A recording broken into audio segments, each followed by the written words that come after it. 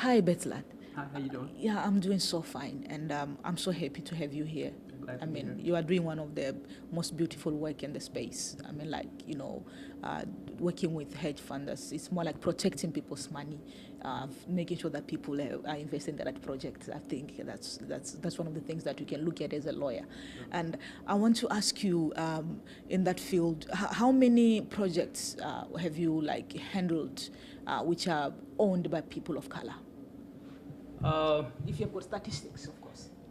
as far as cryptocurrency and digital assets Yeah. based hedge funds, minorities, I would say a couple, so it's not a lot. Yeah, just generally in the investment management field, I think is underrepresented. But one thing I do notice is that it's sort of decentralizing the process, and so usually you have institutional investors who want to launch hedge funds. In this space, you have individuals who necessarily don't have that background, but have been investing in or trading in and out of these tokens early on. They understand the technology, and so they understand the space very well, but just don't have that background. So they're coming into this space, which is quite interesting. It's almost like a startup hedge fund, in the sense that you have to walk them through the basics, but they learning on the fly.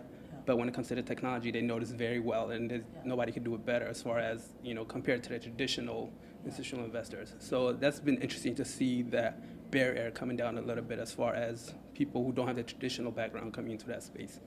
What do you think we can do to reach out to more people who we really need to liberate from being stuck up in the and maybe in the old system of doing things? Let me say, for example, we believe that blockchain is very much decentralized, and it gives equality to everyone. So today, everyone is able to invest in any project, any startup that they want. They don't have to go to. Sorry. What I wanted to say to you is today everybody is able to invest. I can choose a startup that I want to put my money into via an ICO. I don't need to be like a huge investor or a VC to be able to invest into a startup that I feel it's value for my money. So looking at what you do you think we need to train a lot of people of color to also become some kind of investors in the projects that are existing now today, because given the opportunity of ICOs and stuff? That's a good point. We actually discuss this with my friends quite often, as far as this sort of lets you play as a VC, which you really don't have the backing of a VC, but certainly, like you said, anybody can invest in these tokens, more or less.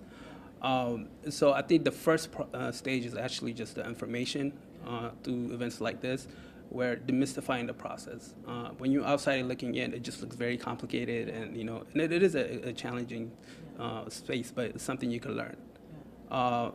If you're going to, let's say, growing up, most likely people of lower social economic status don't have that, they don't speak the language, they don't not exposed to the equity markets and whatnot. So if you decide to go into that, you're always catching up. Because this is something that's been existing for decades, and you're just getting exposed to it. So you have to learn very fast, and you have to compete at the highest level. But with the blockchain space, it's an open season. Anybody could come in because everybody's learning it. So if you open the access to people to actually come and participate and learn about this project, you can actually be learning alongside everybody else. So that's I think the beautiful aspect of this technology is that's something you can learn. And you won't have much of a learning curve as opposed to if you go to the traditional assets. So I think that's one point, is just demystifying the process, providing information, and then just once you have the education, you can actually deploy your potential and your assets to actually maximize the profits or use out of this technology. The last question that I have for you is, what can you take from this conference that you can implement into what you are doing, in order for you to be able to reach out to more people of the minority? It's eye-opening in the sense that initially when you think about blockchain and implementation, you think about infrastructure.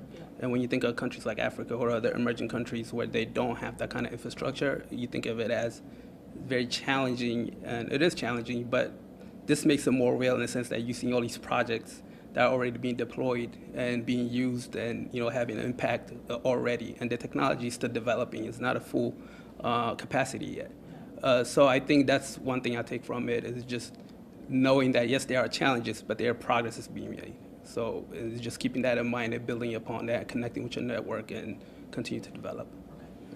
Awesome. Thank you very much, Pascal. I'm hoping to learn a little bit more from you as we touch off the mic. I would love to ask more questions and to learn a little bit more of the space that you are doing.